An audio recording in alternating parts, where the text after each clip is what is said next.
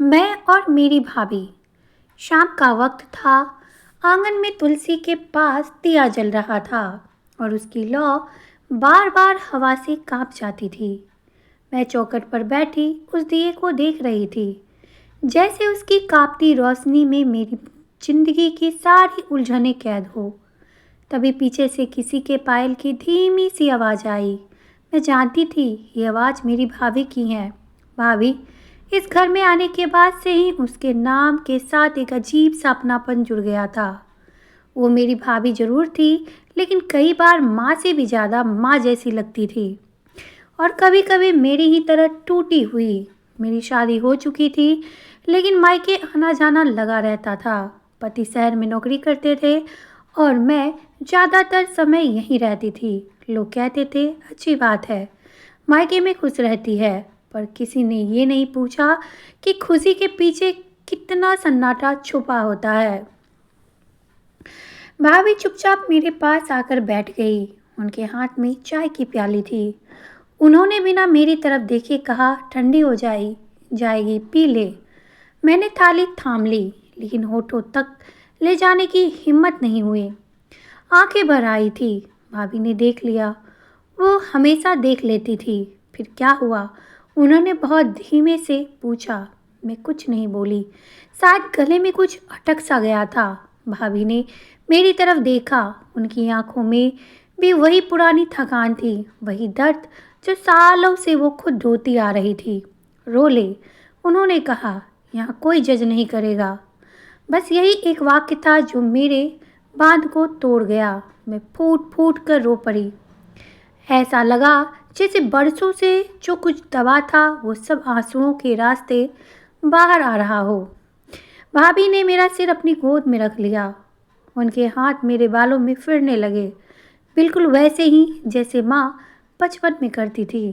मुझे पता है, मैंने सिसकते हुए कहा, सब कुछ ठीक होते हुए भी मन खाली सा रहता है। भाभी ने एक लंबी सी सांस ली। मुझे भी यही लगता था और आज भी लगता है। मैंने उनकी तरफ देखा। पहली बार लगा कि शायद मैं अकेली नहीं हूँ। भाभी की शादी को 10 साल हो चुके थे। बड़ा भाई बाहर काम करते थे, महीने 2 महीने में घर आते। घर, जिम्मेदारी, रिश्ते, सब कुछ भाभी ने ही संभाला था। लेकिन किसी ने कभी उनसे ये नहीं पूछा कि वो खुद कैसी हैं। भाभी, मैंने धीरे से कहा, आप कभी खुश थी? उन्होंने हल्की सी मुस्कान ओढ़ ली। खुशी, ये शब्द बड़ा भारी होता है। कभी कभी लगता है हमने खुश रहना सीखा ही नहीं। आसमान में बादल घिराए थे। दूर कहीं बिजली चमकी। घर के अंदर से बर्तन की आवाज़ें आ रही थी, लेकिन हमारे लिए वो दुनिया जैसे थम सी गई थी। भाभी बोलती रही अपने बचपन के बारे में, अपने सपनों के बारे में, जो शादी के बाद धीरे धीरे कहीं खो गए। उन्होंने बताया कि कैसे पहली बार माँ बनने के बाद उन्हें लगा था कि शायद अब जिंदगी उन्हें थोड़ा सा प्यार देगी, लेकिन जिम्मेदारियाँ और बढ़ गई। मैं सुनती रही। हर बात में मुझे अपनी ही परछाई दिख रही थी। और तू? भाभी ने पूछा, तू क्यों इतना टूट जाती है कभी कभी? मैंने सच बता दिया। पति का दूर रहना, रिश्तों की ठंडक, समाज की उम्मीदें, सब कुछ। मैंने कहा कि मैं मजबूत बनने की कोशिश करती हूँ, लेकिन हर बार मैं थक जाती हूँ।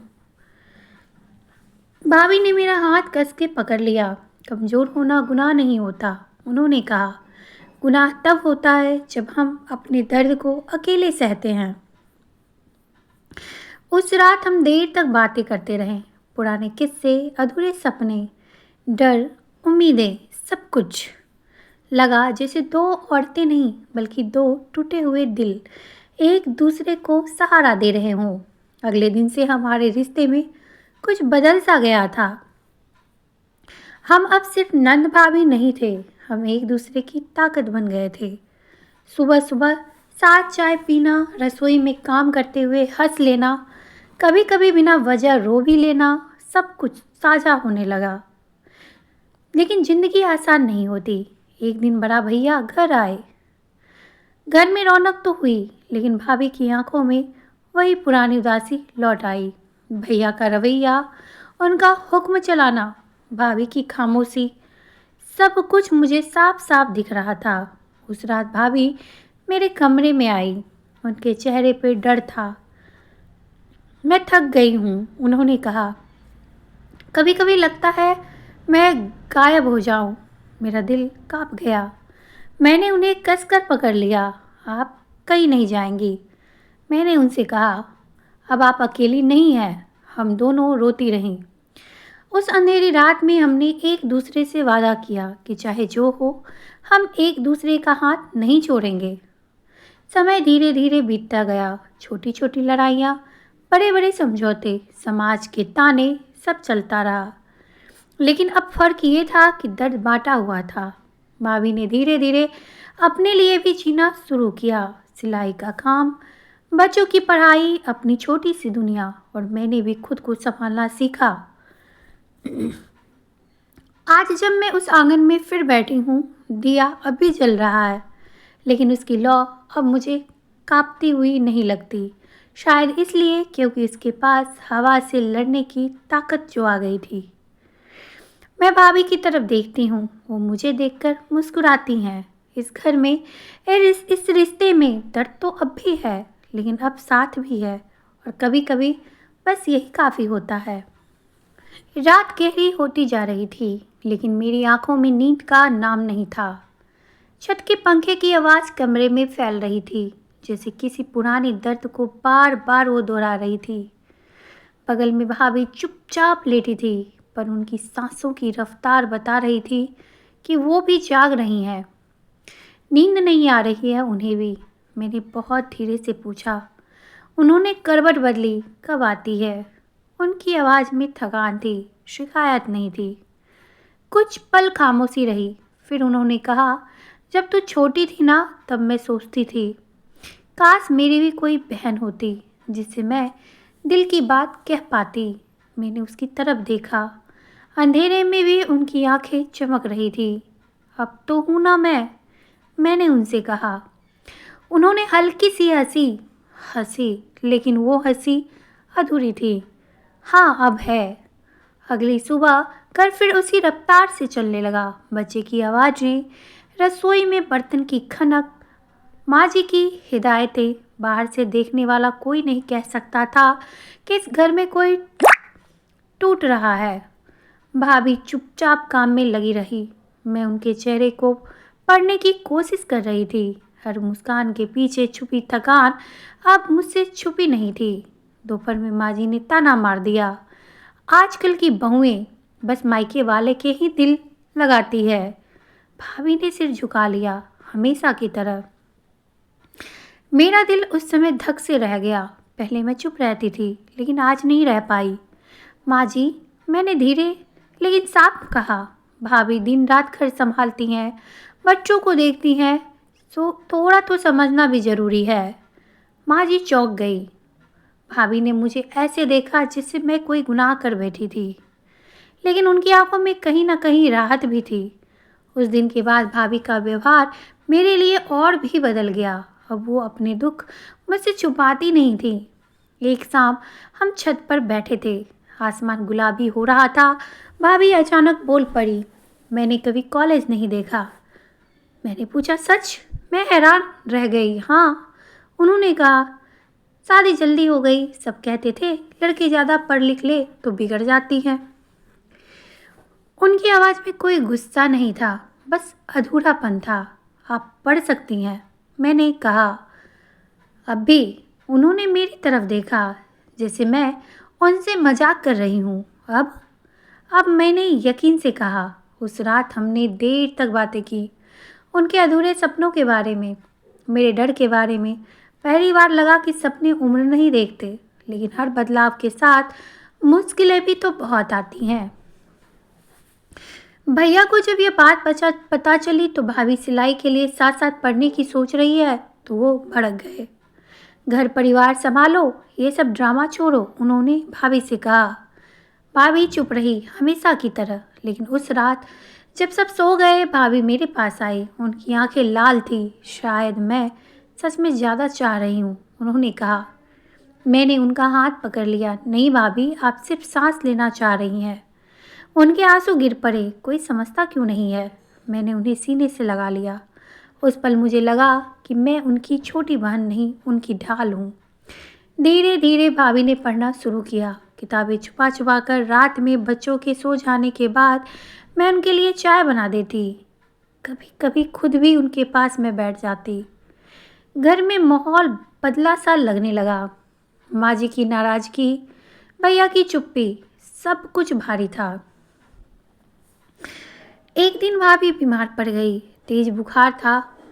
डॉक्टर के पास गए। डॉक्टर ने कहा थकान ज़्यादा है। मैं जानती थी ये सिर्फ शारीरिक थकान नहीं थी, ये मन की थकान है। मैंने भैया से साफ कहा, भाभी तो मशीन नहीं है। उन्होंने पहली बार मेरी आंखों में देखा। कुछ कहना तो चाहा पर कुछ बोले नहीं।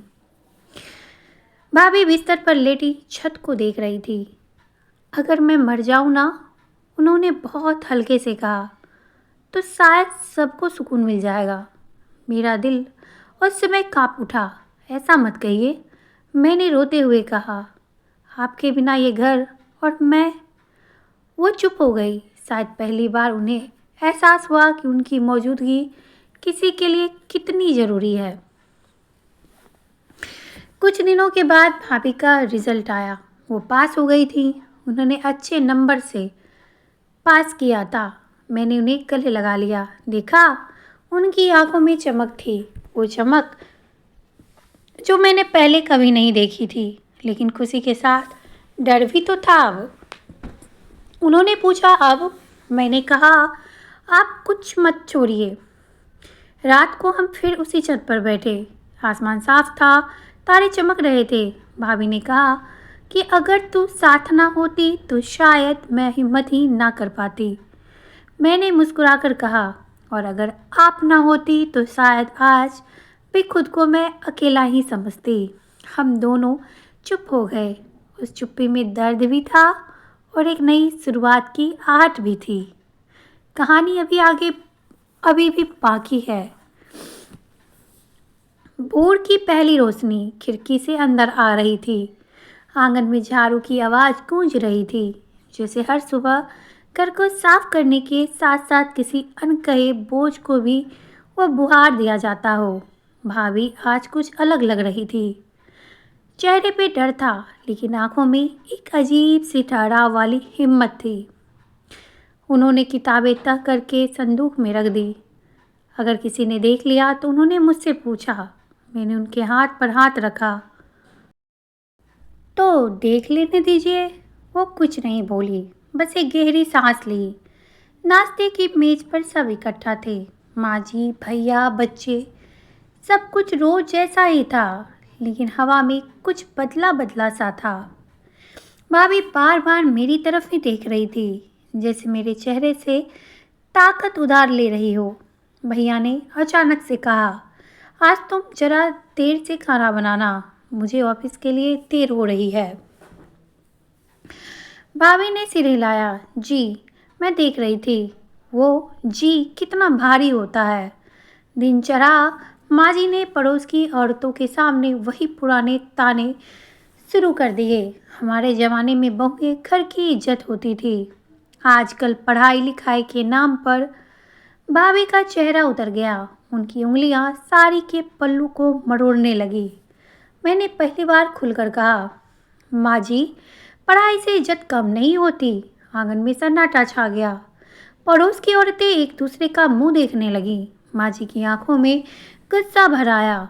तू मुझे सिखाएगी? मेरे शब्द कांप रहे थे, पर मैं रुकी नहीं। नहीं माँ जी, मैं बस भाभी को टूटते हुए अब नहीं देख सकती। इस बात पर भाभी ने मेरी बाँह पकड़ ली। चुप रह, उन्होंने फुसफुसाकर मुझसे कहा। उनकी आंखों में डर था मेरे लिए। उस दिन घर में खाना तो बना था, लेकिन किसी ने ढंग से खाना खाया नहीं। भैया चुप थे। माँ जी की खामोशी और भी डरावनी थी। रात को भाभी ने दरवाज़ा बंद कर लिया। शायद आज बहुत आगे निकल गई। उन्होंने कहा, अगर घर बिगड़ गया तो? मैंने धीरे से कहा, घर तब बिखरता है जब लोग टूटते हैं। भाभी देर तक छत को देखती रही। फिर वो मुझसे बोली, मुझे डर लगता है बच्चे, ये घर सब खो दूंगी मैं। मैंने उनके आंसू को पोंछे। कभी कभी खुद को बचाने के लिए कुछ खोने का जोखिम लेना पड़ता है। कुछ दिनों बाद भैया का ट्रांसफ़र हो गया। शहर दूर था, वो अकेले चले गए। जाते वक्त भाभी से बस इतना कहा, घर संभालना।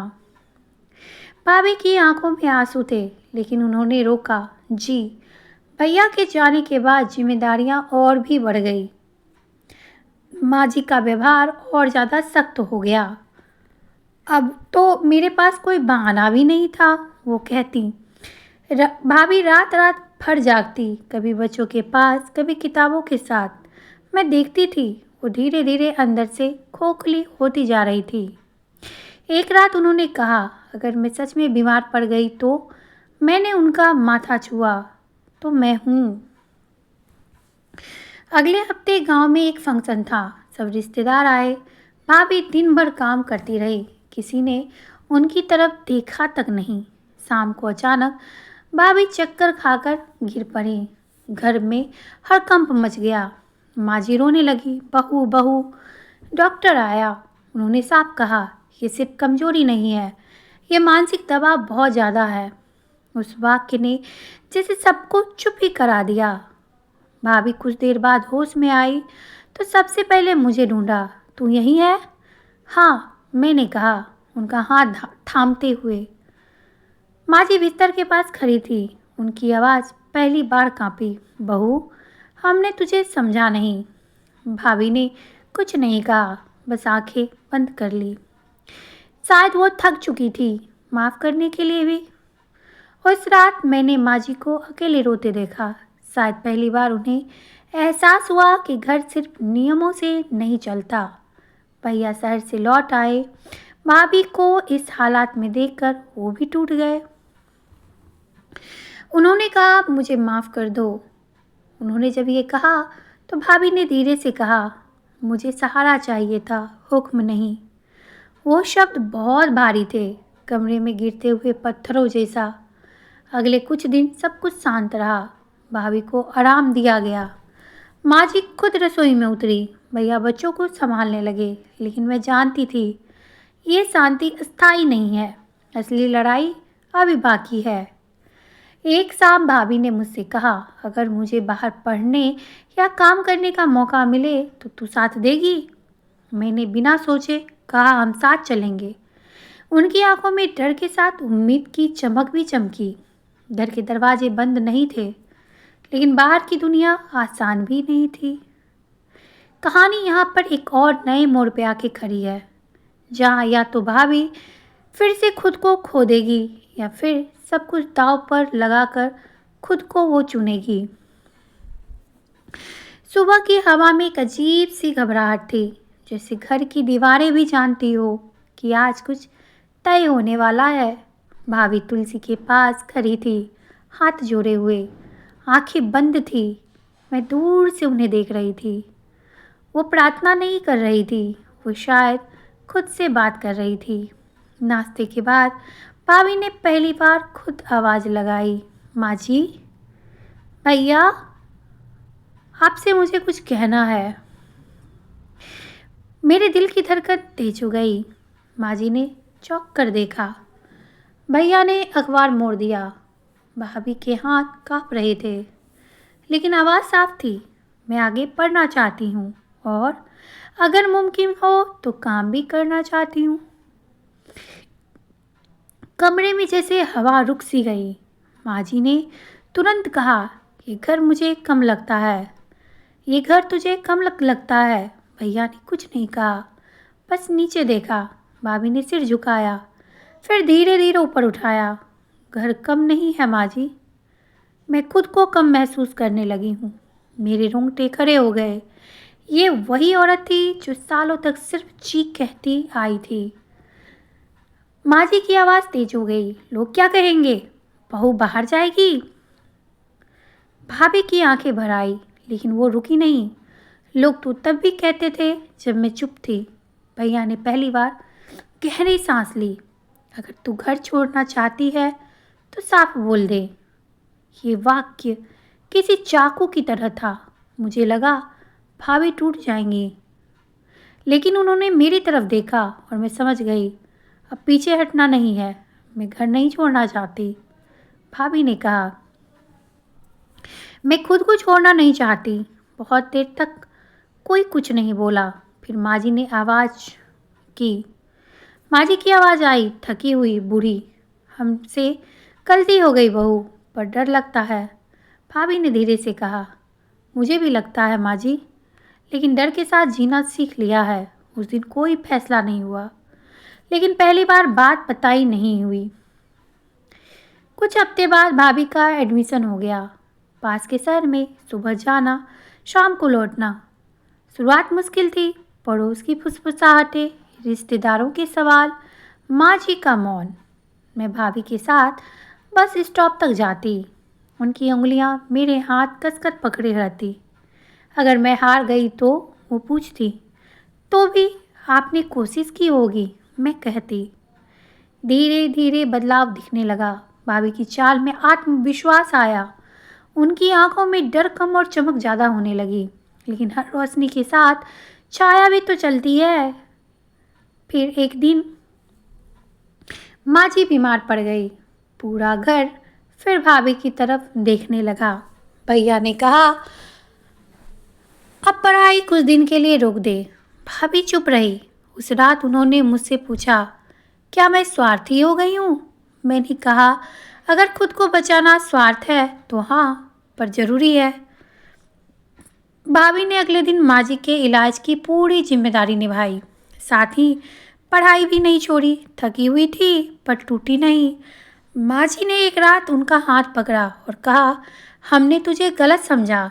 तू घर से भाग नहीं रही, घर को बदल रही है। भाभी इस बात पर रो पड़ी। मैं भी कुछ महीने बाद भाभी को काम मिल गया, छोटा सा लेकिन उनका अपना। पहली तनख्वाह उन्होंने माँ जी के ही हाथ में रख दी। इससे माँ जी की आंखें भर आई। आज पहली बार बहू को बहू नहीं, बेटी जैसा महसूस किया। उस दिन मुझे लगा ये घर सच में सांस लेने लगा है। और फिर मेरी बारी आई। मेरे पति का फ़ोन आया, अब साथ रहने का वक्त है। उन्होंने कहा, या तो मेरे साथ आ जाओ या यहीं रहो। मैं डर गई। भाभी ने मेरा चेहरा देखा। अब तुझे खुद को चुनना है, उन्होंने मुझसे कहा। मैं कई रातें नहीं सोई। भाभी के कमरे में बैठी रहती। वही औरत जिसने मुझे जीना सिखाया था, अब मुझे उड़ने की हिम्मत दे रही थी।